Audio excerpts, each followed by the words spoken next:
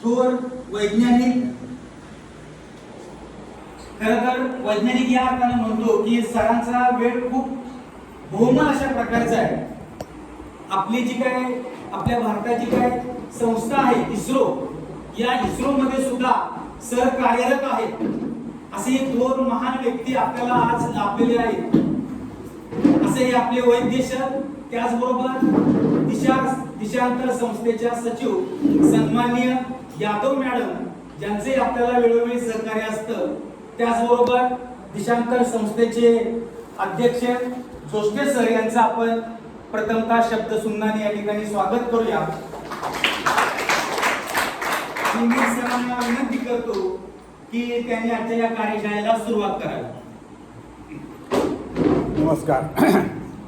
वेळेचा आपल्याकडे अभाव आहे, त्यामुळे आपण जेवढं लवकरात लवकर सव्वा तासात पूर्ण करता येईल. माझा फक्त उद्दिष्ट असं आहे की आज या इथे मी जो आलेलो आहे किंवा इथे जे काय आपण उपक्रम चालू करायचा प्रयत्न करतो आहे त्याचं उद्दिष्ट तुमच्यापर्यंत पोहोचावं. आज तिकडे काय आपल्याला भविष्यामध्ये कदाचित जाणं शक्य होणार नाही वेळेअभावी, पण बाकीची मुलं किंवा बाकीच्या शाळांमधनं ह्या उपक्रमाचा मुलांना कसा उपयोग होतो आहे आणि तसाच उपक्रम या इकडे ह्या शाळेमध्ये तुमच्याकडे 15 या शिक्षण संस्थेतर्फे ही शाळा चालवली जाते, त्याच्यात तुम्हालाही फायदा व्हावा. आणि याची 2-3 कारणं आपण फक्त बघूया, जास्त खोलात आपण नको जाऊया. आज आपण एका अशा ठराविक पातळीवरती भारत येऊन पोचलेला आहे की म्हटलं एका बाजूला तर आपण आपल्याकडे जवळजवळ ज्या ज्या टेक्नॉलॉजी किंवा ज्या सायन्समध्ये, मेडिकल फील्डमध्ये, कृषी क्षेत्रामध्ये इथे आपल्याला प्रगती करायची आहे तिकडे आपण प्रगती करायला सुरुवात केलेली आहे. असं कुठलंही क्षेत्र नाही आहे की भारत त्याच्यामध्ये काम करत नाही आहे किंवा करायचा प्रयत्न करत नाही. पण असं असूनही आणि 140 कोटी लोकसंख्या असूनही आपणही अजून जगामध्ये 6व्या किंवा 7व्या क्रमांकावरतीच होतो आहे. जे काही 20-30 वर्षापूर्वी 20 किंवा 21व्या क्रमांकावरती होतो. वाटचाल पुढे चालू आहे, आपण 6व्या क्रमांकापर्यंत आलो आहे आपण. पण तरीसुद्धा अजून आपली जी उद्दिष्ट जी आहेत ती साध्य होत नाही आहे. ज्यावेळेला भारत हा स्वतंत्र झाला त्यावेळेला अन्न, वस्त्र, निवारा ह्या 3 गोष्टींसाठी आपण जास्त करून मेहनत घेतली. पण नंतर असं आपल्या लक्षात आलं 60, 70 किंवा 80 या दशकामध्ये की फक्त अन्न, वस्त्र, निवारा करून होणार नाही आहे. आपल्याला त्याच्याबरोबर आपली शिक्षण पद्धतीही चांगली करायला पाहिजे. या सगळ्या टेक्नॉलॉजिकल एरियामध्ये आपल्याला जास्तीत जास्त भाग घेतला पाहिजे.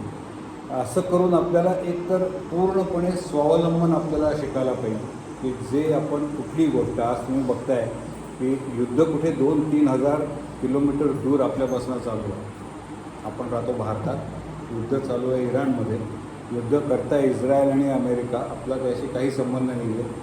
पण आपले जे ऊर्जा क्षेत्र जे आपलं आहे त्या ऊर्जा क्षेत्रात आपण जरी प्रगती केली असली तरी आज गॅस जो CNG गॅस तुम्ही बघताय की बऱ्याच ठिकाणी गॅस मिळत नाही आहे किंवा खूप मोठ्या लाईनी लागलेल्या असतात. 2-2 दिवस सिलेंडर मिळत नाही आहेत लोकांना. LPG सिलेंडर घरी आपण वापरतो ते सुद्धा.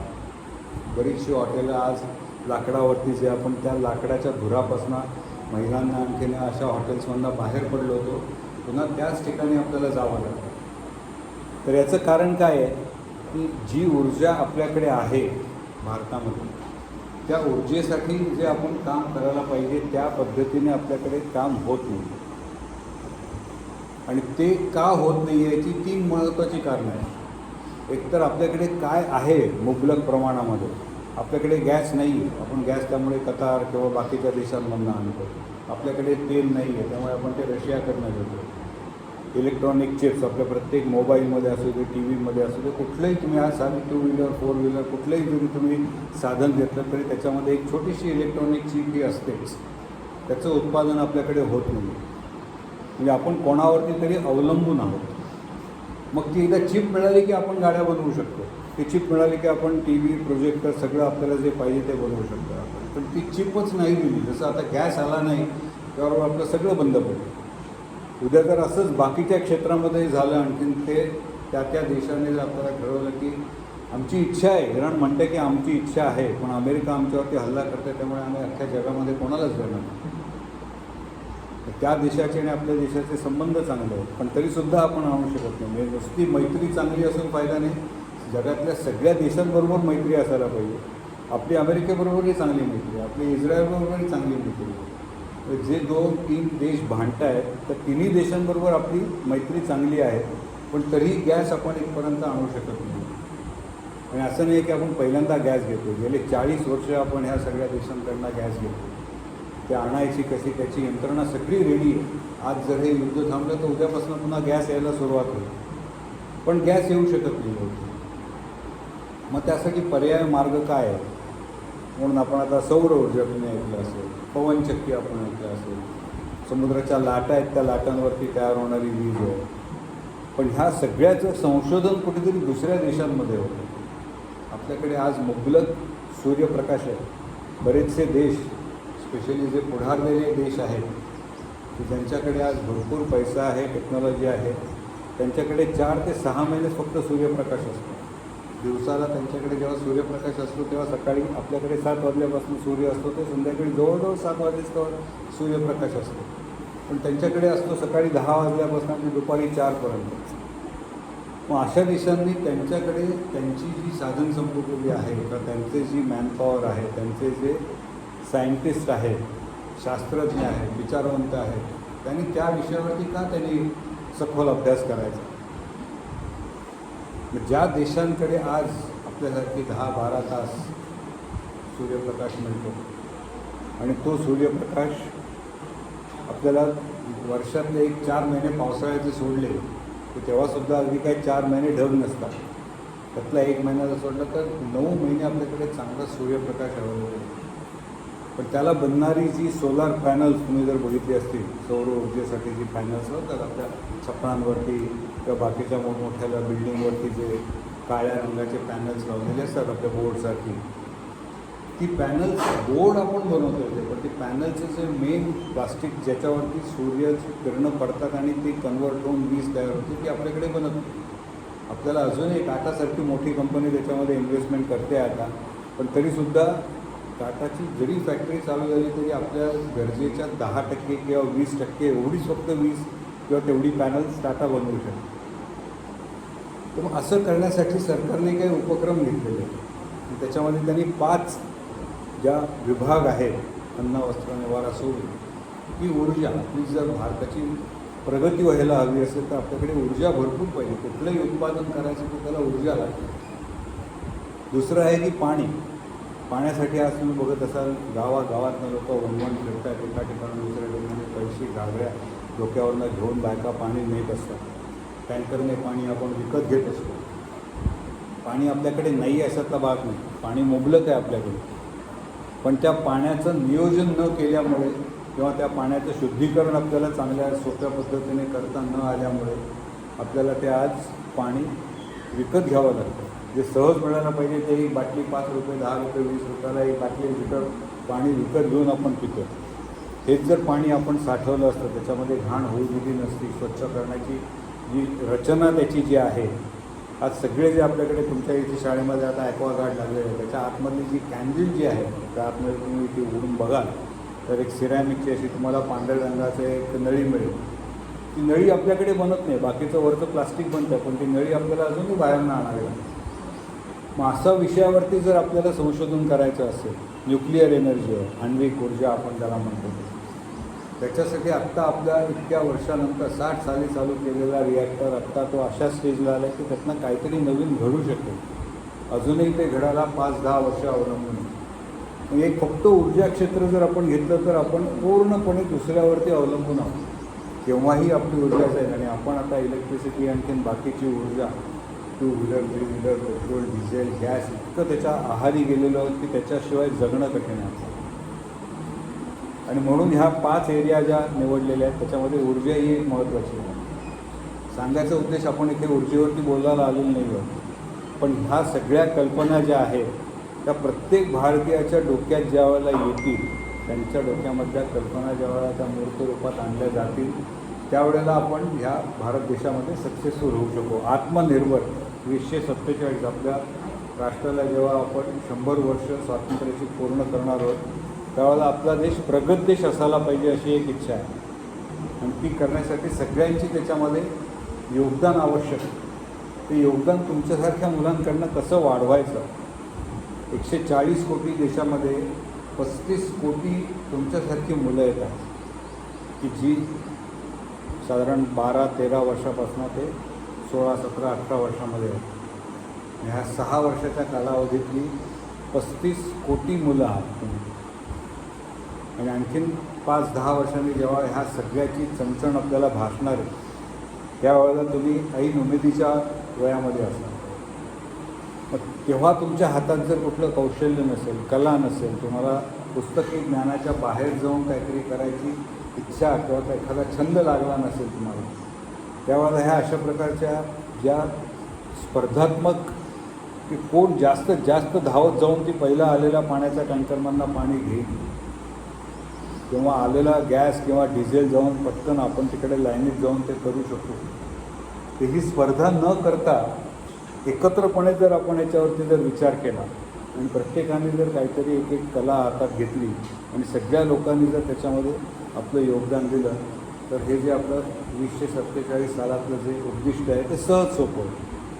आणि ह्या उद्देशाने मी आणि माझे काही 5-6 मित्र जेवढ्या शाळांमध्ये जाता येईल आम्हाला तेवढ्या शाळांमध्ये जातो, त्या मुलांपर्यंत पोचवतो की तुम्ही फक्त पुस्तकी ज्ञानावरती राहू नका, पुस्तकी ज्ञानाच्या बाहेर जाऊन काहीतरी आणखीन शिका. जिथे जिथे अशा तुमच्या शाळेसारख्या एक मोठी खोली देतात आम्हाला तिकडे आम्ही सगळ्या सुविधा उपलब्ध केलेल्या आहेत. तर आपल्याला वेळेचा जास्त आज थोडासा प्रश्न आहे, त्यामुळे मी एक छोटीशी क्लिप दाखवतो. त्या गेल्या अख्खा एक आठवडा मी शेवटचा आठवडा साधारण किंवा एक आठवडा कोकणामध्ये असतो. तर इथे आपल्या चिपळूणहून गुहागरकडे जाताना मुंडर म्हणून गाव आहे, तिथे काल आमचं 2 दिवसाचं शिबिर संपलं. त्या शिबिराचा अगदी शेवटचे काही क्लिप, एक 10 मिनटाचा व्हिडिओ तुम्ही बघा, म्हणजे तुम्हाला कल्पना येईल की मुलं कसं त्याच्यामध्ये इन्व्हॉल्व होतात आणि तेच सगळं इन्फ्रास्ट्रक्चर आपल्याला या इथे अवेलेबल आहे.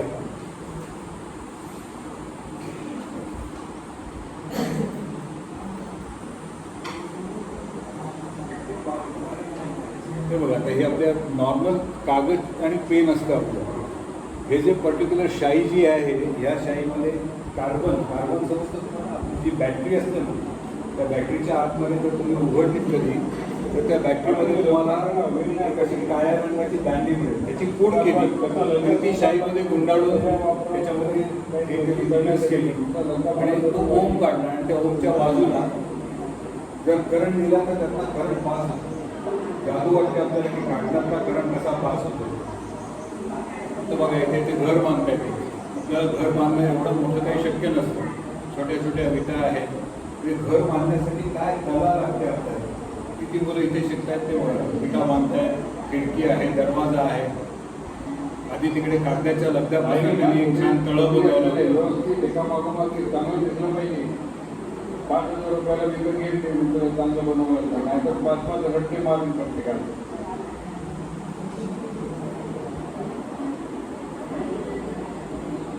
किती छान त्यांनी कागदाच्या लगद्याचं बनवलं इथे आणि वेगवेगळी डिझाईन्स करतात, मोल्ड आहेत त्याच्याकडे. आपली जी कला आहे प्रत्येकाच्या अंगात. घमेला आणा, घमेलून पाणी घाला, ते तुमचा मिक्सर कानात आहे तो वापरून.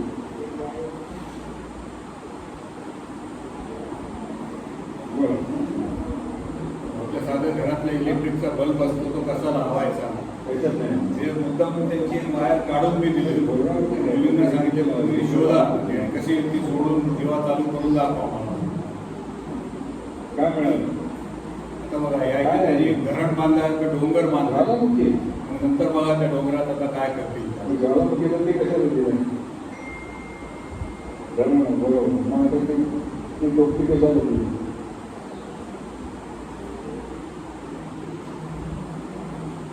धरणात पाणी जाणार म्हणजे ना, जो पाण्याचा जागा आहे तो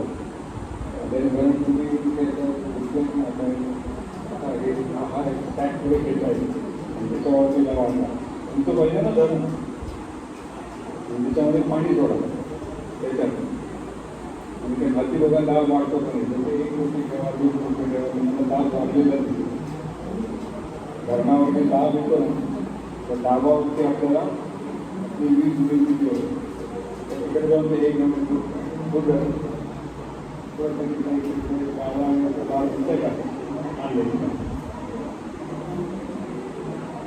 या घेऊन पटकन रावत कोयना धरण किती जणांना माहिती आहे? कोयना धरण आहे कोयना काय होतं तिथे? पाणी साठवलं जातं ते मग आपल्याला तिथे वीज निर्मिती पण होते. धरण उंच डोंगरावरती असतं पाणी जोरात आता ती नळी आहे नाही ती इथे लावायला त्याच्यामध्ये पाणी भरून आणि नंतर लावा आता ते उलट करत नाही. उलट करा ना सगळ्यांनी बघा ना ते काय ऐकलं या असं करा याचे काय दिसत मला आता पाणी आलं की काय होईल पाणी आलं की याच्यावर लाल चक्र फिरलं ना लाल चक्र फिरलं मगाशी मी तुम्हाला काय सांगितलं आहे ते चुंबक लावलं चुंबकाच्या आतमध्ये कॉपरची तार गुंडाळली ते फिरायला लागलं पाण्यामध्ये ते फिरलं की याचे वीज तयार होती वीज या 2 एकात दिवाला लागलं आणि दिवा लाल दिसतो जोरात भेटलं तिथे जोरात सुंदर मार बोलाय जोरात सुंदर मारता येतं जोरात सुंदर मारायचे तिथून देवाला दिसेल तुम्हाला भेटतो पाणी घालत आणि हे असं धरणाचं काम होतं. धरणामध्ये आता गोष्टी पाणी साठवलं जातं साठवलेलं पाणी येतं या टर्बाईनमध्ये येतं टर्बाईन दोन फिरावं लागतं टर्बाईन बोललं की या चुंबकाच्या आतमध्ये जी कॉपरची जे आहे त्याच्यावरनं आपल्याला करंट येतो तो करंट या इकडे जातो तिथे आपण घेऊन जातो एखाद्या ठिकाणी आणि वापरतो घरामध्ये हे करून दाखवा मला जेवढं उंच लावा तुम्ही तेवढं तुम्हाला चांगलं बोट भेटलेलं दिसेल.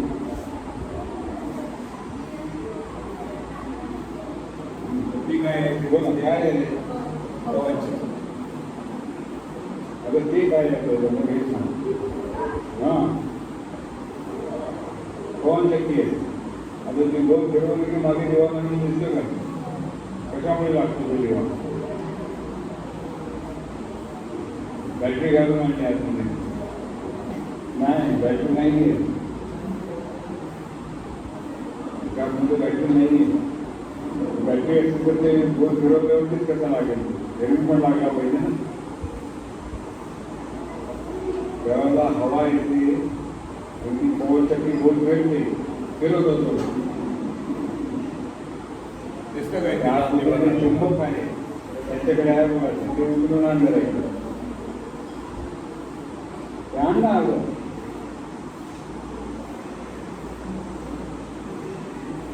त्याच्यामध्ये जे आहे तेच तिकडे दाखवायचं ते लाल रंगाचं जे आहे ते चुंबक आहे त्याच्यामध्ये तांब्याची वायर गुंडाळलेली दिसतेच मला आणि या इथे ते उपक्रम करतात त्याच्यामध्ये धरणाचं पाणी सोडणार आहे धरणाचं पाणी सोडलं त्याच्याऐवजी तुम्ही इथे हवेचा वापर करून एक चक्र फिरणार आहे आपलं पवनचक्की फिरली की ते आपलं आतमध्ये ते दिसत नाही आहे ते इथे लाल बाहेर काढणार असंच मॅग्नेट आहे याच्या आतमध्ये चुंबक आहे याच्या आतमध्ये पण बाहेर थांबायची ती गुंडाळलेली बोट फिरत आहे बोट फिरत आहे इथं ते मला कुंकल मारली पाणी घालायचं त्या याच्यामध्ये तर ते गोल फिरेल गोल फिरलं की त्या तारेमध्ये करंट तयार होतो तिकडचं जेव्हा तो लागेल या इथे आतमध्ये बॅटरी नाही आहे त्याच्यावर फिरवून घालून ते फिरवलं की चालू होतं ते फिरवल्यावरती आतमध्ये तांब्याची वायर आहे ती वायर कुंकलमध्ये गोल फिरती आहे त्याच्यामध्ये तो दिवाला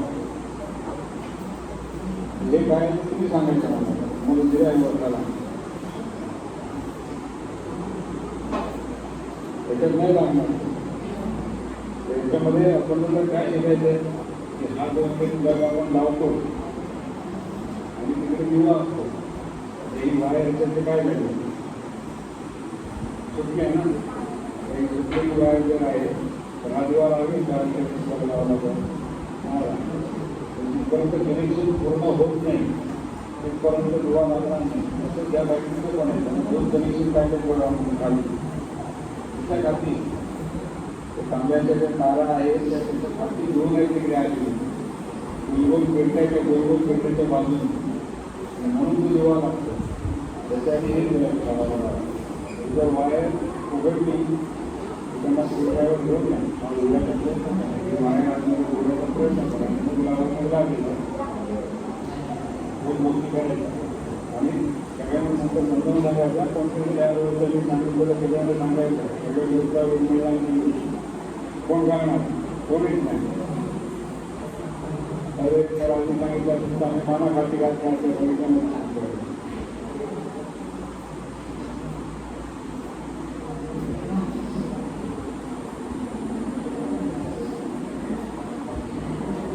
अरे पहिली फुंकर व्हायचं बघितलं का तुम्ही जेव्हा लागतं ना आज जोरात फुंकर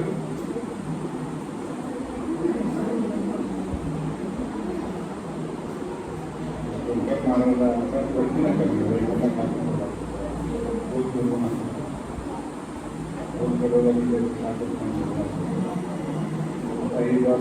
पाणी भरून घेतलं जावं ना कवर करणार नाही जसं वरती घेऊन जाल तसं पाण्याचं दाब वाढेल विशेष फुंकर काय हवेचं काय दाबच नाही आवडते का असं एवढे जोर मारली तर ते फिरेल तर दिवा लागेल म्हणून ते जेवढं कमी ठीक आहे बोल फिरलं ना जेवढं फिरेल तेवढं दिवा लागेल तिथे पाणी काढतात जो ओला करू नको जो ओला केला तर होणार नाही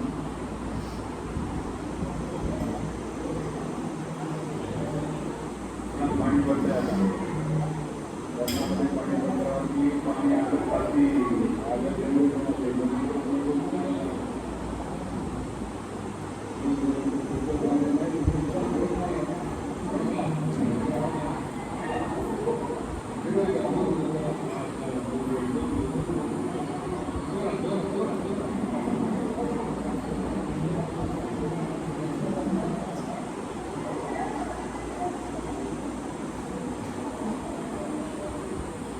जागृत करून जातो त्याच्या मला भागाची नावं सांगा काय तुम्हाला माहिती काय आहे होल्डर त्याच्यामध्ये दिवा लागला ना त्याला जो होल्डर हा दिवा वायर कटन पुश बटन आणि ती काय आहे पिन होल्डर हा ती पिन तिकडे पिन म्हणजे बटन बाजूला दिवा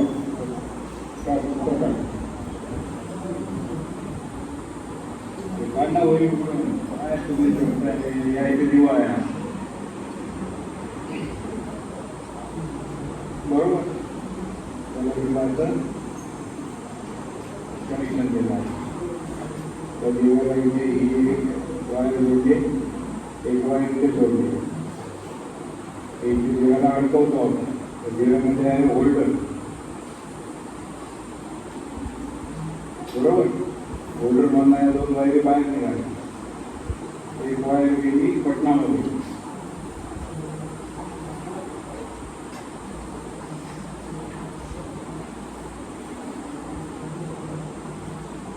गेली वायर नुसती झाली पटनात नाही गेली आपण इकडे जाऊन पुढे पुढे गेली पिनमध्ये पिन गेली आपल्या बोर्डामध्ये काय होतं आपलं पिन आणि याच्या बाजूला या बोर्डावरचं बटन जेव्हा आपण ऑन करतो म्हणजे या इथे करंट जातो या बटनापर्यंत येतो हे बटन जेव्हा आपण दाबतो त्यावेळी ही वायर त्यावर जोडली जाते वायर इकडे जाते तमिळनाडूमध्ये बोलतो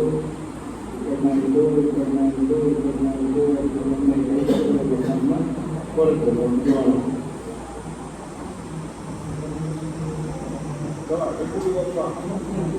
घेत असतो काय बनवलं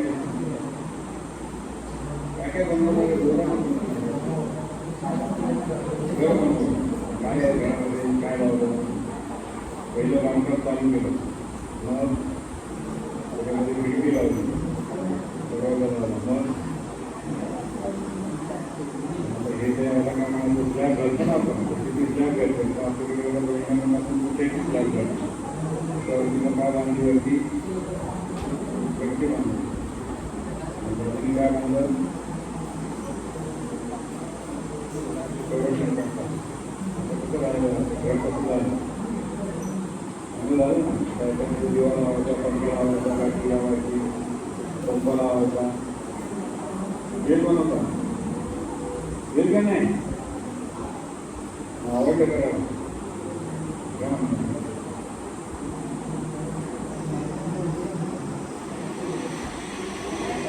हे बघा हे आपल्याकडे सगळं तयार आहे कशी शिकताय बघा मला सगळं वेल्डिंग शिकताय स्प्रे पेंटिंग आहे इलेक्ट्रिशियनचं काम आहे डबिंगचं आहे शिवणकाम विणकाम भरतकाम फर्स्ट नर्सिंग ब्युटिशियन कुकिंग कसं आहे का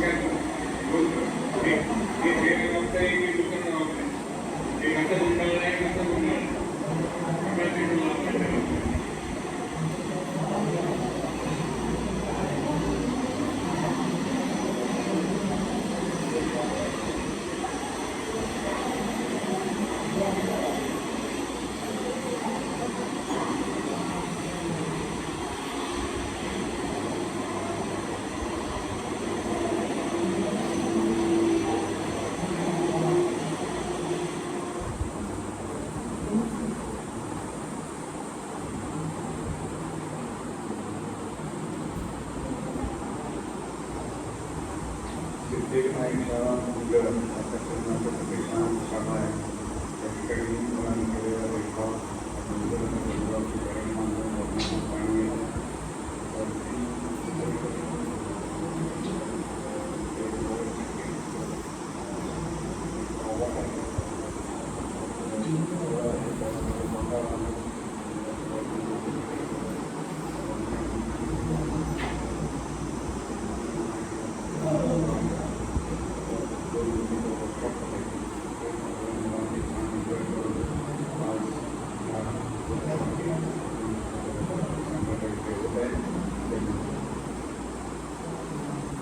अशा प्रकारचा एक अनुभव तुम्हाला स्वतःला इथे घेता येईल अशा सर्व सुविधा आपण इथे केलेल्या आहेत.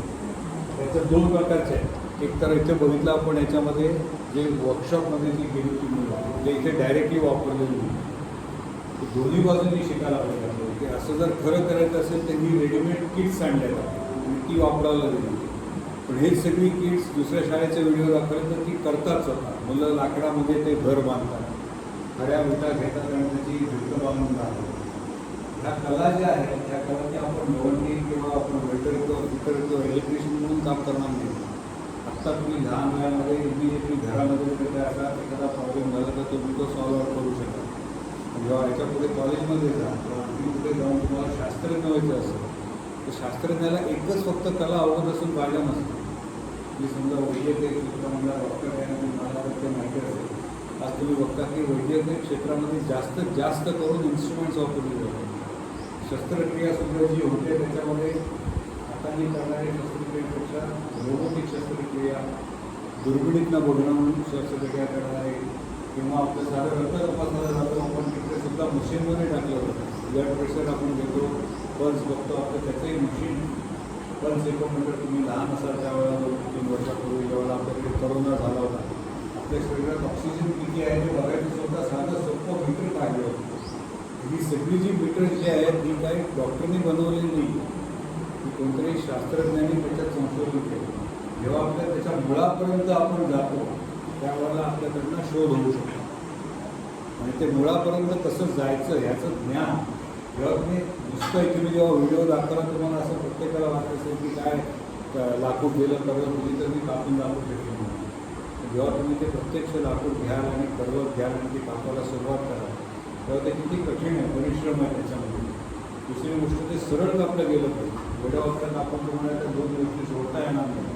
आपण सुतारांनी केलेलं काम म्हणजे इलेक्ट्रिसिटी बघा किती एका लाईनिंग पट्टी बांधलेली आहे, ट्रॅक्टरमध्ये पट्टी आहे, बोर्ड जो लावलेला आहे ह्याच्यापासून आणि आतमध्ये जी वायर जी लावलेली आहे त्याची त्या सगळ्या गोष्टीचे बारकावा ज्यावेळेला आपल्याला समजतो त्यावेळेला त्याच्यावरती आपण परिश्रम घेतो तर पुढे जाऊ शकतो. आणि जी गोष्ट स्वातंत्र्यानंतर आपण मागे पडलो होतो आणि त्याच्यावरती आपण जास्त भर दिला नाही तर मी म्हणतो तसं की बाहेरनं काहीतरी इलेक्ट्रॉनिक चिप घेऊन या मग आपला मोबाईल बनवतो. मोबाईल बनवण्यासाठी मोबाईलचं वरचं कवर महत्त्वाचं नाही. तर मोबाईलच्या आतमध्ये जी चिप आहे ती जर नसेल तर कवर 100 देश बनवू शकतात पण चिप फक्त 10 देशच बनवू शकतात. त्या 10 देशात आपला नंबर कसा येईल? जर सोलारसारखी एवढी जर सौर ऊर्जा आपल्याकडे असेल तर आपल्या लवकरात लवकर ती कशी करता येईल? दुसऱ्या एका मुलाने, आता तुम्हाला तुमच्या मुलांपैकी मी उदाहरण देतो. आता इथे तुम्ही एक भिंग बघितलं असेल, भिंग आहे बघितलं तुम्ही प्रत्येकाने. भिंग जर आपण मनामध्ये घेऊन गेलो, हाती जर कागद धरला आणि त्या ठराविक अंतरावरती जेव्हा ते भिंग आपण धरलो त्यावेळेला काय होताना दिसेल तुम्हाला? कागद जळेल ना. तो का जळतो? एरवी का जळत नाही? उन्हात ठेवला, 10 दिवस ठेवला, 10 वर्ष ठेवला उन्हामध्ये कागद, तर तो जळणार नाही. भिंगमध्ये लावला आणि जर कागदमध्ये आणला तर लगेच काही क्षणामध्ये तो जळून जातो. असं का होतं? भिंग काय काम करतं की ज्याने तीच सौर ऊर्जा आहे, 10 वर्ष कागद ठेवला तरी तो कधी पेट घेणार नाही. पिवळा पडेल, काळा पडेल, पण पेट घेणार नाही. पण भिंग लावलं की लगेच काही सेकंदामध्ये तो पेट घेईल.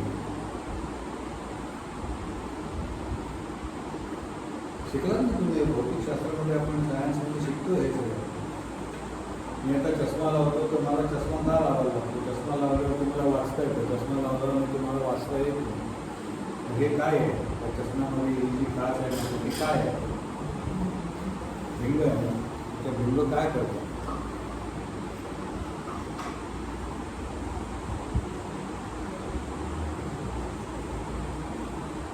नुसतं भिंग वापरून कागद गरम करून त्याचा पेट घेऊन त्याच्यावरती चहा बनवणं ही एक कला झाली.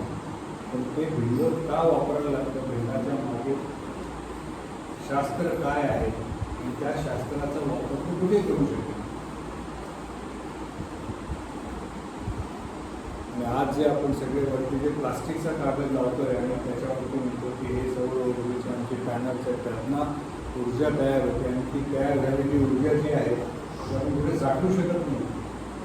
पाणी जे आहे ते विहिरीमध्ये साठवतो. झरे येतात विहिरीमध्ये, आपण विहीर म्हणतो पाणी साठवलं.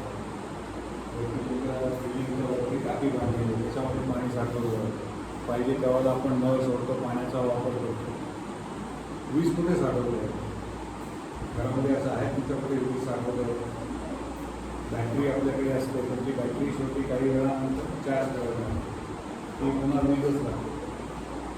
वीज हे असं एक आहे की ज्याच्यावरती अजून आपल्याला शोध झालेला नाही. कशा ठिकाणी त्याची टाकी बनवता येते. दिवसभर सूर्य असतो पण रात्री आपल्याला विजेचा वापर करावा लागतो.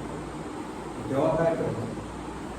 बनवलेली वीज दिवसबंद दिवसातली रात्रीपर्यंत टिकवायची कशी आपण? एवढ्या मोठ्या बॅटरीज लावा लागतो. त्याच्यावेळी काय करायचं? असे जेव्हा मी 2 प्रश्न दिले, आळंदीला एक शाळा आहे, त्याच्या त्या विद्यार्थ्यांनी विचार केला की सर म्हटलं त्याच्यावर आपल्याला काहीतरी विचार करावा लागतो. तर त्यांनी मला एक चित्र काढून दाखवलं.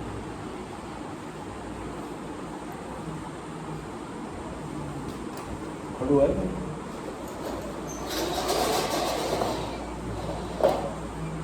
त्यांनी लिहिलं. चालेल घ्यायचं त्याचं माती बाजूला काढून ते मार्गदर्शन करा आणि त्यांचं उद्याचं प्रभाव. तुम्ही टी व्हीचं तुमच्या घरी सिग्नल कसं आहे तो माहिती आहे? टी व्ही बघता ना घरी, कुठं आहे तो सिग्नल? डिश आहे ना, ते डिश कशी असते? अशा आकाराची असते. आणि मग तो जेव्हा आपल्या घरातला सिग्नल खडखड येते आणि आपल्याला चित्र व्यवस्थित दिसत नाही, आवाज दिसत नाही, तेव्हा आपण काय करतो? एक जण कोणतरी वरती जातो आणि ही डिश तिकडे इकडे अशी हलवायचा प्रयत्न करतो. ती हलवायचा का प्रयत्न करतो आपण? हा जो डिश जी आपली आहे ही डिश अवकाशामध्ये कुठेतरी एका ठिकाणी एक उपग्रह आपण सोडले. तिथे आता झी न्यूज तुम्ही किंवा झी चॅनल बघत असाल किंवा दुसऱ्या आणखी कुठला चॅनल बघत असाल, स्टार, त्या स्टार कंपनीने कुठल्या तरी एका उपग्रहावर तो सिग्नल सोडतो त्यांचा. समजा मी आता एक जागा कमी इथे घेतला आपला हा उपग्रह.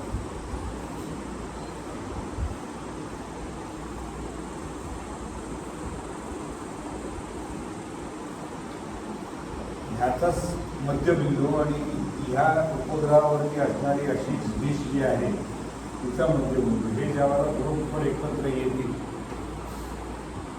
त्यावेळेला सिग्नल आपल्याला चांगला असतो. म्हणजे आता ह्या पद्धतीमध्ये ही डिश चुकीची आहे. ही जर डिश जर अशी लावली, अशी जर त्याचा अँगल केला तर आता ह्याचा मध्यबिंदू बरोबर इथे आला.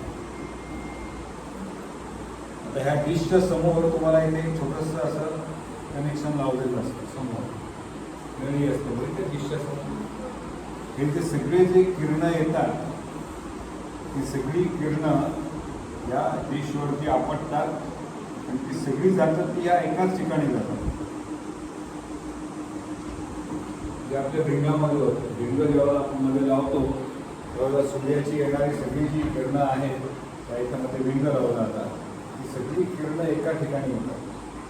म्हणजे ह्याच्यामध्ये प्रत्येक किरणामध्ये काहीतरी इथे ऊर्जा आहे. ही इथे ऊर्जा ह्या एवढ्या मोठ्या प्रमाणात विखुरली गेली इथे सगळी एकत्रित झाली. आणि म्हणून इथे जर कागद ठेवला या पॉईंटला आपण तर तो पेट घेईल. तो जर इथे ठेवला तर पेट घेणार नाही, इथे ठेवला तर पेट घेणार नाही. म्हणून तो बिंदू आपल्याला वर खाली घालवावा लागतो. बरोबर तिकडेच येतो. तुम्हाला सांगितलं एवढ्यासाठी की त्या मुलाने विचार केला की हे जर सौर ऊर्जा आपल्याला वापरायची असेल आणि आपल्याला स्वतःलाच करायचं असेल त्यांनी स्टेनलेस स्टीलचं त्याच्या घरात जे पातेलं होतं असं कढई किंवा आपला कढई समजलं एकदम नवीन स्टेनलेस स्टीलची कढई होती तो घेऊन आला. आणि तो म्हणाला की आता जर मी ही सूर्याच्या समोर धरली कढई तर सगळे माझे जे आहेत ते परावर्तित होतील इथे आणि एका ठिकाणी येतील. म्हणजे एका ठिकाणी आले तिथे त्यांनी स्टेनलेस स्टीलची पाण्याची बाटली असते ना आणि त्याची बाटली प्लास्टिकची असते तसं आता हा तांब्या घेतला तरी हा स्टेनलेस स्टील तशी काही पाण्याची बाटली घेतली. ही सगळी किरणं ह्या बाटलीवरती आणली. तो तवा जसा कवडाचा पाडतो आपण जर घडला आपण आरसा जर घडला तसं हे स्टेनलेस स्टीलचं नवीन असल्यामुळे ते चकचक येत होतं आरशासारखंच. ही सगळी किरणं इथे परावर्तित होऊन ह्या एका ठिकाणी आला. 10 मिनिटानंतर पाणी थोडंसं गरम व्हायला लागलं. 1 तास ठेवलं आणखीन गरम झालं, 2 तास ठेवलं आणखीन गरम झालं. तर तो म्हणाला असं जर मी आणखीन 2 लावले इथे जर लावले आणखीन आणि इकडनं ह्याच ह्याच्यावरती घेतलं कढया अशा आणि ह्या बाजूला पण इकडे अशा तरी 10-12 कढया त्याला आम्ही आणल्या आणि लावून दिल्या. 4 तासामध्ये जेव्हा 10 कढया लावल्या त्यावेळी पाणी उकळायला लागलं. त्याच्यावरती तुम्हाला गुच्चू लावलं बाटली होती त्यामुळे आतमध्ये वाफ तयार झाली. आता वाफेचं इंजिन वगैरे तुम्हाला कसं करतो. आता आपल्याला वाफ कुठलीही आपली ऊर्जा इलेक्ट्रिक एनर्जी नाही, लाकूड नाही, काही न करता फक्त काय केलं आपण 4-10 कढया घेतल्या आणि त्या एका बाटलीवरती परावर्तित. प्लास्टिकचं घेतलं नाही कारण की प्लास्टिकची बाटली गरम होऊन जाईल म्हणून स्टेनलेस स्टीलची घेतली. तर बघा त्याचं डोकं किती चाललं आहे. असं जर प्रत्येकाने विचार केला आणखी त्याच्यावरती आपल्याला बोलण्यासारखं बरंच आहे. उदाहरण बरंच नाही. 4 वर्षामध्ये माझ्याकडे जवळजवळ 100च्या वरती अशा मुलांनी जी संशोधन केलं आहे आणि किती सोपं मार्ग आहे. आता ही जी कढई जी आहे त्या कढईचा थोडासा आकार बदलला आपण थोडी लहान मोठी केली तर ही जी एफिशियन्सी जी आहे 8 ते 11 तास 1 तास लागला गरम वेळेला उतराला 10 मिनिटात उतरतो. 10 मिनिटात त्याची वाफ तयार होते. त्या वाफेवरती जर आपण आपली शक्ती चालवली आपली ऊर्जा तयार होते, इलेक्ट्रिसिटी चालू होते. गरम पाणी जे आहे ते आपण जसं बॉयलरमध्ये गरम पाणी आपण इन्सुलेट करून ठेवतो. वीज आपण तयार साठवू शकणार नाही पण गरम पाणी वाफ त्याची साठवू शकतो आणि ती रात्रीच्या वेळेला वापरून आपला जनरेटर चालवला जसं आता त्या वळीचं तुम्ही बघितलं तर त्याच्यामध्ये पाणी जोरतं. शेवटी त्या चुंबकाच्या आतमध्ये प्रॉपरची वायर फिरली पाहिजे. ती पवन चक्कीने फिरते आहे का तुमच्या पाण्यात धक्का घेऊन फिरते आहे का पाण्याच्या वेळी ते वाफ घालतोय आणि ते गोल फिरत आहे. हा मार्ग काय महत्त्वाचा नाही. रोज चुंबकामध्ये कॉपरची वायर गोल फिरली तर कॉपरच्या वायरमध्ये करंट तयार होतो. अशा प्रकारचं ज्ञान आणि ते करून बघायचं. तुमच्या डोक्यात आयडिया आली की आपल्याकडे इथे वर्कशॉप बाजूला तयार आहे. तिथे जाऊन तुम्ही कधीही ट्राय करू शकता, शिकू शकता या सगळ्या गोष्टी. आत्ता आपण जे बोललो हा एक भाग झाला. आता मुलींसाठी जर बोलायचं झालं तर शिवणकाम, विणकाम, भरतकाम, आर्टिफिशियल ज्वेलरी प्रत्येकाने जे आता दागिने घातलेले आहेत, प्रत्येकाची हौस वेगळी असते. ते शिकता येतं. ब्युटिशियन प्रत्येक घरामध्ये आज किंवा प्रत्येक गावामध्ये 1 किंवा 2 ब्युटिशियन आहेत. मग हे ब्युटिशियनचा कोर्स करताना किंवा ब्युटिशियन शिकताना त्याच्यामध्ये ज्या पारंपरिक गोष्टी आपल्या आहेत त्या मागे पडत चालल्या. शिकेकाई वापरतात तुम्ही पुण्यामध्ये सगळे शॅम्पू वापरतात चालत. ते शिकेकाई वापरून बघा. मी वापरली असते तर माझं चित्र वेगळं दिसलं असतं, पण मला तेव्हा कोणी सांगितलं मी शिकेकाई वापरतो. कोरफड आहे, जास्वंद आहे, हळद आहे. लग्नाच्या आधी हळदीचा समारंभ का आपण करतो, पण ते मेकअपला गेलं की हळद नाही येणार. पण हळदीचा समारंभ व्हायला पाहिजे. पूर्वीच्या काळामध्ये हळदीचा समारंभ मुद्दामून केलेला होता, कारण हळदीमध्ये तसे गुणधर्म आहेत. ते गुणधर्म विसरलो आपण आता. हळदीच्या ऐवजी पिवळा रंग आणून लावतो आपण हळदीच्या कार्यक्रमाला.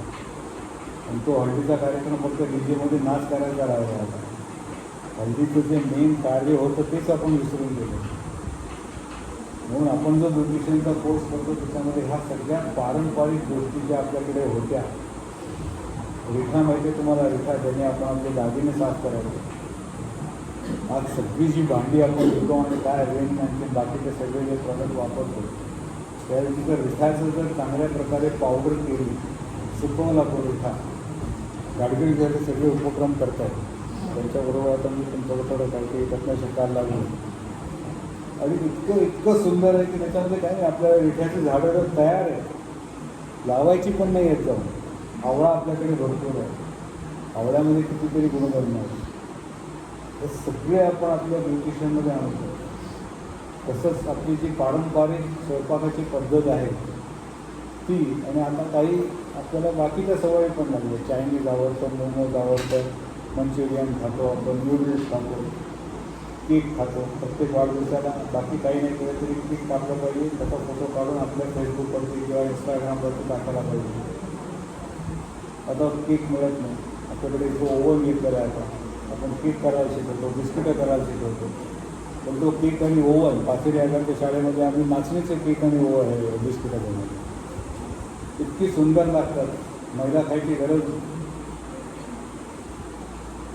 ज्या पद्धतीचा पाव किंवा बिस्किट आपल्याला मैद्याचं मिळतं तेवढ्याच चांगल्या क्वालिटीचं, तेवढ्याच चांगल्या पद्धतीचं नाचणी आणि ज्वारी सातारा जिल्ह्यामध्ये आहे. कोल्हापूरला ज्या माझ्या शाळा आहेत तिकडे आम्ही सगळ्या शाळांमध्ये फक्त ज्वारी बाजरी, एवढं मोठ्या प्रमाणात तिकडे मक्याचं पीठ आहे, ज्वारीचं आणि मका, त्याच्यापासून बनवतात ते म्हणजे. आपल्याकडे इथे ओव्हन आहे.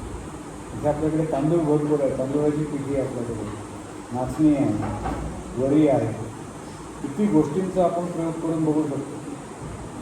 आणि हे सगळं सात्विक आहे आपलं आहे. मैदा सात्विक नाही असं म्हणत नाही. मैद्यातून काही चांगल्या प्रॉपर्टीज आहेत. पण जे आपल्याकडे होतं ते मैदा होतो का आपल्याकडे, गहू होत नाही आपल्याकडे. इथे बाहेरनं कुठनं तरी आणावं लागतं. मग आपल्याकडे जे होतं त्यातनं का नाही आपण म्हणू शकतो. त्याच्यावरती का नाही विचार करतो. काही दिवसापूर्वी मॅडमने मला त्यांच्या चिपळूणमधल्या महिला उद्योग आहे किती सुंदर सुंदर त्या काम करतात. जवळजवळ 15 त्यावेळेला महिला होता. प्रत्येकीचं काहीतरी स्वतःचं प्रॉडक्ट आहे. इतक्या चांगल्या पद्धतीने त्या बनवतात, पॅकिंग करतात. वेगवेगळ्या एक्झिबिशन्समध्ये किंवा तिथे मोठ्या प्रमाणामध्ये मांडणी केली असते तिथे जाऊन विकत आहेत. हे सगळे उद्योग आपण सोडून का देतो. सगळं कोणतरी मोठ्या कंपनीने करायचं आणि आम्ही ते विकत घेणार, एवढंच फक्त आपलं उद्दिष्ट राहिलं. त्या मानसिकतेतनं बाहेर पडून जे आपली पुस्तकी ज्ञान आहे ते तुम्हाला शाळेमध्ये शिकायचं जर काही त्याच्यावरती तुम्ही दावणीनंतर काय करावे ठरवलं जाईल. पण त्याच्याबरोबर एक आठवड्यातले 2 तास 4 तास जर तुम्ही अशा प्रकारच्या कोर्सेसमध्ये जर इंटरेस्ट घेऊन काही चांगलं चांगलं शिवणकाम विणकाम करणार. 2 माझी रस्त्यावरती भीक मागणारी मुली होत्या, त्यांना आम्ही 10वीपर्यंत शिकवलं. थोडंसं नर्सिंगचं, की वृद्धांची काळजी घेण्यासाठी काय करायला लागतं. असे लहान मुलांची काळजी घेतो तसेच वृद्ध माणसांची काळजी घ्यायला लागतो. त्यांना स्वच्छ कसं ठेवायचं हे सगळ्यात महत्त्वाचं असतं. कारण त्यांच्या लहान मुलांना जसं कळत नसतं तसं मोठ्या माणसाला कळत असतं, पण त्याचा कंट्रोल नसतो त्याच्यावर. पटकन त्यांच्या हातनं काहीतरी होऊन जातं. त्यांना साफ कसं करायचं यासाठी आज शहरामध्ये बऱ्याच अशा माणसांची मुलींची गरज आहे.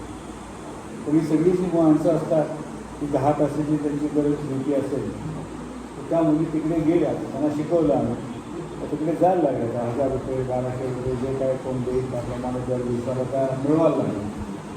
नाहीतरी रस्त्यावरती भीक मागत होतं त्यावेळी तिकडे जायला लागेल. पण तिकडे गेल्यानंतर त्यांचं सगळ्यांचं एकच कंप्लेंट आहे की 2-3 तासाचंच काम असतं 10 तासामध्ये. पण बाकीच्या वेळेला ती वृद्ध माणसं एक तर झोपून जातात किंवा टी व्ही बघतात. मग आम्ही काय करू? त्याला सगळ्यांना आम्ही ही आर्टिफिशियल ज्वेलरीचं शिक्षण दिलं, शिवणकाम, विणकाम, भरतकामाचं शिक्षण दिलं की सहज त्यांच्या पर्समध्ये छोट्याशा जागेत घरनं ते सामान घेऊन जाऊ शकते तिथे. नाहीतर ह्याही मुली किंवा ही मुलं जी होती ती पण त्या यांच्याबरोबर टी व्ही बघत बसायची. 1 दिवस 4 दिवस 10 दिवस मजा वाटते, नंतर कंटाळा आला त्यांना. आता काय तिकडे रेग्युलर त्यांचं जे पैसे मिळवतात त्या मिळवता येतात, त्याच्या व्यतिरिक्त काहीतरी एखादा स्वेटर, एखादं काहीतरी भरतकाम, एखादं आर्टिफिशियल ज्वेलरी आणि त्यातलंच रस्त्यावरतीच ते विकतात. तर तेच तिकडे रस्त्यावरती आपल्याला 200 रुपये 250 रुपये तिकडे बसल्या दिवसाला 1000 रुपयावरती काही न करता त्यांची कमाई व्हायला लागली. पण ह्या कला शिकल्या म्हणून ह्या सगळं तुम्ही करा आणि त्यातनं पैसे कमवा असं माझं अजिबात म्हणणं नाही. सांगायचा उद्देश आहे की ज्यांच्याकडे आज खरी गरिबी आहे त्यांनाही मार्ग मिळू शकतो. ज्यांच्याकडे आज बुद्धी आहे त्या बुद्धीबरोबर तुमची कला जर एकत्र जोडली गेली तुम्ही तर त्यातनं तुम्ही जास्त मोठं काहीतरी कार्य करू शकाल. आज जे बाहेर पडल्यानंतर तुमच्यामध्ये जो कॉन्फिडन्स यायला पाहिजे, तुमचा स्वतःचा उद्योगधंदा चालू करायचा असेल तेव्हा एखाद्या नोकरी कारखान्यामध्ये जाऊन किंवा ऑफिसमध्ये जाऊन हॉस्पिटलमध्ये जाऊन तुम्ही जर नोकरी करायची असेल तर स्वतःचा कॉन्फिडन्स आत्मविश्वास वाढला पाहिजे.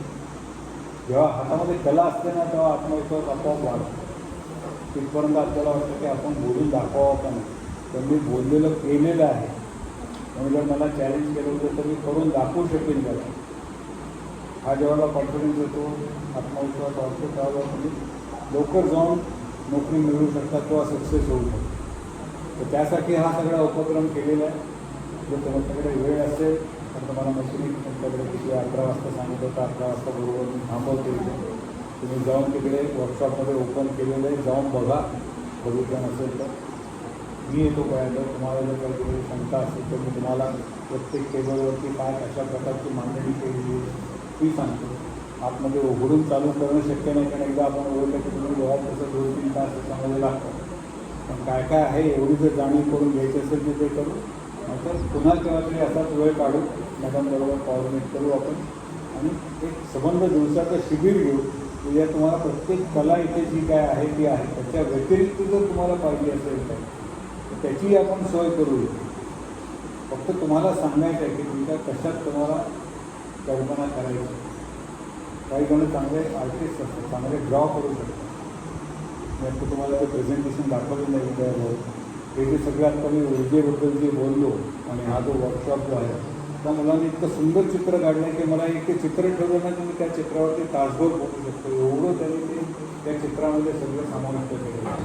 बारकाईने जर तुम्ही गावीकडनं ते चित्र बघायला सुरुवात करा, एकाने छान कविता लिहिलेली आहे, एकाने एक पानाचा निबंध लिहिलेला आहे. तर अशा गोष्टी जर तुम्ही करा, म्हणजे एवढंच करायचं नाही.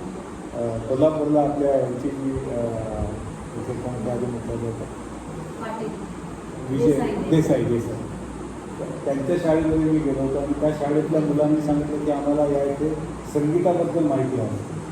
तिकडे पेटी, तबला, डग्गा, बासरी, बाकीचं जे काय आपण ध्यान, मृदुंग वगैरे असं सगळं तिकडे आम्ही आणलं होतं. आणि ती मुलं आता शिकतात, ते तबलापेटी शिकतात, पण त्याबरोबर तबल्याचा आकार असा का दिलेला, डग्याचा आकार असा का दिलेला, लाकूडच का वापरलं जातं, बासरीमध्ये बांबूच का वापरला जातो, याच्यावरती ते विचार करतात. पेटी एवढी मोठी आहे, घेऊन जायला भारी पडते.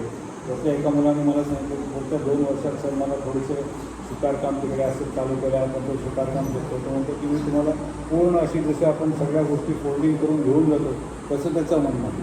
एवढी मोठी पेटी का उचलून घेऊन जायचं, जड असतो. तबला डग्गा एवढा मोठा का, तो तबला डग्गासुद्धा तो हे करणारे तिकडे जाऊन तुम्ही असेंबल करा आणि सेटिंग करा. किती आयडिया देतात त्याच्या मुलाला दाखवल्यावर. अशा पद्धतीने जर तुम्ही विचार केला भरपूर तुम्हाला संधी आहे.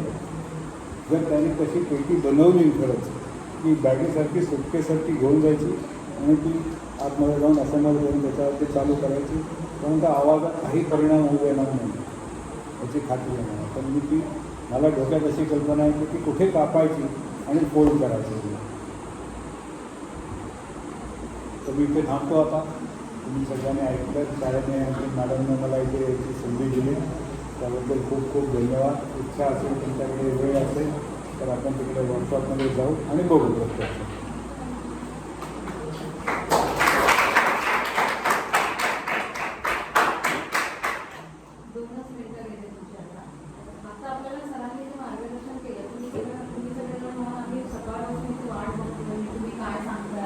कदाचित हे पूर्ण तुम्हाला कळलेलं असेल. तुम्हाला हे माहिती आहे की आपल्या इथे कौशल्य कार्यशाळा आहे. आता तुम्हाला सुट्ट्या लागल्यात सगळ्या. किती तुमच्यापैकी किती जण अशी आहेत की सुट्टीमध्ये घरात काहीतरी वेगळं करतात, खेळणं, बागडणं, टी व्ही बघणं, मोबाईल बघणं, या पलीकडे जाऊन आपल्या आजूबाजूला जी झाडं आहेत किंवा एकूणच जी संसाधनं आपल्या भोवती आहेत त्याच्या सोबत जाऊन बाहेर जाऊन काहीतरी करताय. असं किती जण करतात? तुमच्या मुलींपैकी तुम्ही हस्तकला किंवा काही शिकणं असं करता का? सुट्टीमध्ये तुम्ही काय करता? मला कुणाकडून तरी ऐकायचं आहे की तुम्ही आता ही जी सुट्टी आहे त्यामध्ये असं काही वेगळं करता जे इतर मुलं करत होते. आहे का कोणी? मुलं असतील तर मुलांनी सांगितलं तरी चालेल. ताई तू काय करते? बघा आपण ते करत नाही आहोत. पूर्वी काय व्हायचं, ज्या वेळेला सुट्ट्या असायच्या ना तेव्हा झाडामाडांमध्ये जाऊन खेळायच्या मुली मुलं. आता तुमच्या आजूबाजूला काजू आहे बरोबर, आंबा, काजूची बोंड असतात माहिती आहे तुम्हाला? ज्या वेळेला ती बी काढली जाते त्याच्या आधीचे जे बोंड आहे त्याच्यामध्ये खूप कॅल्शियम असतं, पण ते आपण काय करतो? टाकून देतो. जर तुम्हाला कळलं की त्याचं सरबत कसं बनवायचं आणि ते साधारणपणे 3 ते 6 महिने टिकेल किंवा त्याची कॅन्डी कशी बनवायची आणि ती टिकेल, तर तुम्हाला आवडेल का ते? नक्कीच आवडेल ना. तुम्ही करू शकाल, त्याचा उपयोग तुम्हाला होईल वापरायला आणि बाकी व्यवसायासाठी होईल हा नंतरचा भाग. पण हे जर आपल्याला करता आलं तर मी हा एक भाग सांगितला आहे. अशा खूप साऱ्या गोष्टी आहेत ज्या या कौशल्य कार्यशाळेच्या माध्यमातून तुमच्यापर्यंत येणार आहे. पुढच्या वर्षी म्हणजे आता जूनमध्ये जे वर्ष सुरू होईल त्यावेळेला आपण हे सगळं हळूहळू शिकणार आहोत आणि यासाठी तुम्ही वेगळा वेळ, आज जसं तुम्ही आलाय तसा वेगळा वेळ काढून तुम्हाला यायचं नाही आहे. सुरुवातीला तुम्हाला शाळेचा तुमचा जो कार्यानुभवचा वेळ असतो त्या वेळामध्ये त्या लॅबमध्ये येऊन शिकायला मिळणार आहे आणि अनुभवायला मिळणार आहे. पण मला खात्री आहे की एकदा का तुम्ही तिथे यायला लागलात की तुम्हीही म्हणाल की वेळ काढून आम्हाला यायचं आहे. तर हा सगळा जो प्रवास आहे आपल्याला एकत्रित करायचा आहे. आज तुम्ही सगळ्यांनी इथे आलात आणि विशेष करून वैद्य सरांनी एवढा वेळ काढून आपल्याला त्यांनी मार्गदर्शन केलं. आज वेळ नाही आहे म्हणून, अन्यथा आपण कुठल्या व्यक्तीकडून हे सगळं ऐकतोय हे जर तुम्हाला कळलं तर त्याचाही मोठं अप्रूप तुम्हाला वाटेल आणि तुम्ही म्हणाल की खरोखर आम्ही नशीबवान आहोत की अशा मंडळींना आम्हाला ऐकायला मिळतं. तर त्यामुळे आपण हा प्रवास असाच निरंतर पुढे चालू ठेवणार आहात आणि आज तुम्ही जे अनुभवले की तुमच्यापर्यंत त्या गोष्टी आम्ही आणल्या त्या अजून आपल्या इतर मित्रमैत्रिणींपर्यंत नेण्याचा प्रयत्न करा. आणि माझी एक विनंती आहे की मोबाईल आणि टी व्ही या पलीकडचं जग तुमच्याजवळ आहे, शहरातल्या मुलांकडे ते नाही आहे. त्यामुळे त्या जगासाठी वेळ द्या आणि तिथे वेळ दिलात ना तर तुम्ही खूप समृद्ध व्हाल. तुम्ही सगळ्यांनी वेळ दिला त्याबद्दल कृतज्ञता. थँक्यू.